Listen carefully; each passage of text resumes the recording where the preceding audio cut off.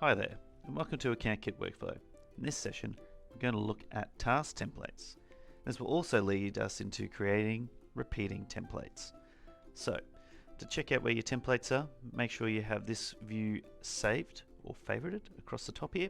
So templates being a system view, like all, will be available from the View Select screen where you can pin them up here to your favorites bar if you don't already see them up here. So, with your templates, we can see here we've got a few templates that I've already added to our library here, and we can see a couple that have or one that's got a repeat here.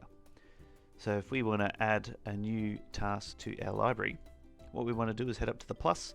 Much like if you're adding a task just regularly into your list, you can come up here and you can make one from blank, so that's a completely from scratch task. Otherwise you can get one from the AccountKit library.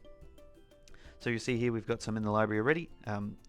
We are continuing to build these out to make sure that we cover off all the bases in terms of the task that our clients would use.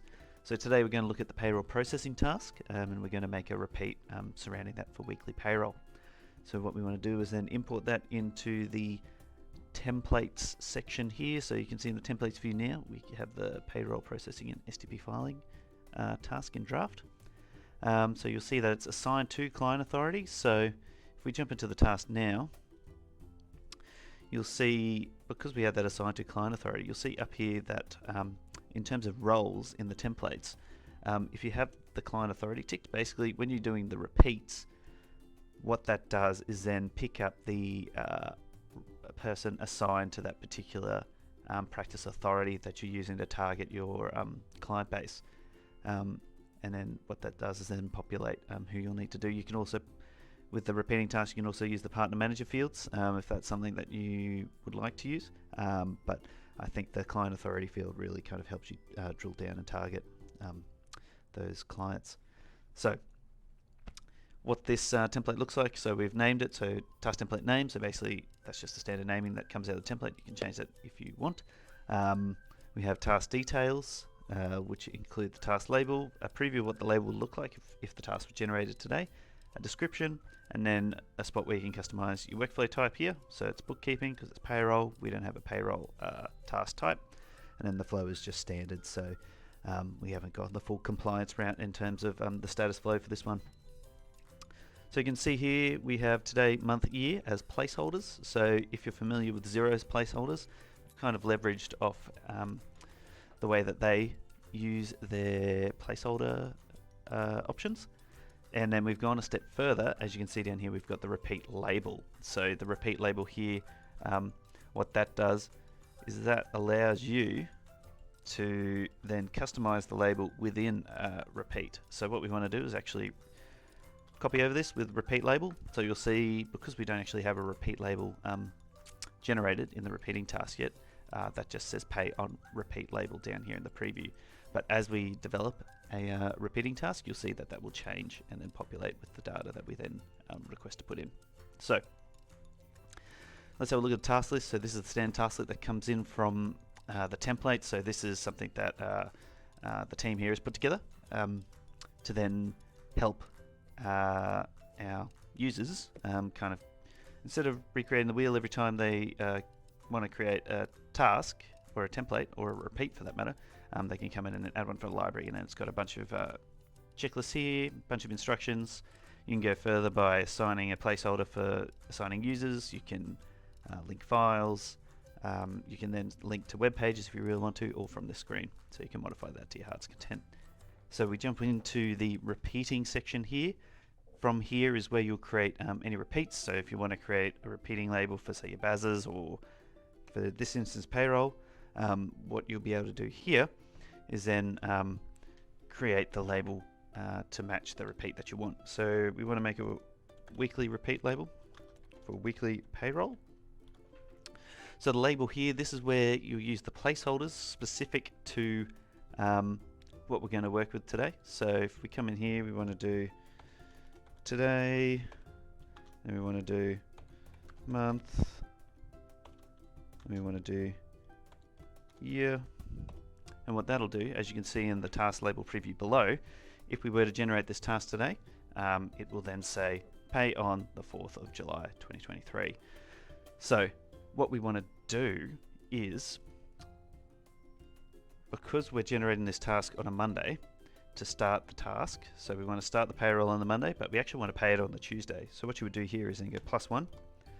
So you'll see here that's now modified it to the 5th of July. So if it was generated today, so on the 4th, we'll then go, because we've got the end of this being pay on, we then want to pay it the next day. So that would be the 5th if it was generated today. But if it was the 3rd, it would then be the 4th. That would be the day that that gets paid. So we want to then come down here and select the practice or authority, and that will be payroll weekly. So that targets the clients that have a weekly payroll. And then what we want to do is come down here to the repeat options where you customize how often that repeats. So we'll come down here and we'll go, that repeats once a week. We want that to be on the Monday. As you can see here, we then go ahead and highlight when that repeat will actually repeat. And you can see each Monday after that, it's going to repeat. But say you wanted to create a ending date for that repeat. So say we didn't want this to repeat after the 17th. So we can go 17th of the 7th, 2023. What that'll do, you'll notice that then it comes up with the highlighted area for how long the repeat is for, and then it also keeps those highlighted squares for the date that that actually repeats on. You can then customize the status. So say here, because the payroll, the practice authorities here, everything's done 0, you could potentially say that's working already because everything should already be ready to go in 0 for then you to facilitate the payroll.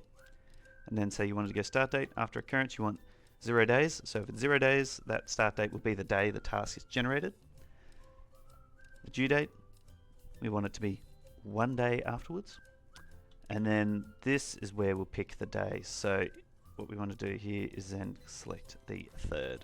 So because this calendar's already out here, you can then go ahead and click on it as much as you want, but make sure you've got the selected criteria here. So then we want to go create repeat. Now that creates the repeat ready to go. So you can see state is in progress. But you can see down here, warning start date of the workflow template down here. So it's giving you a little warning.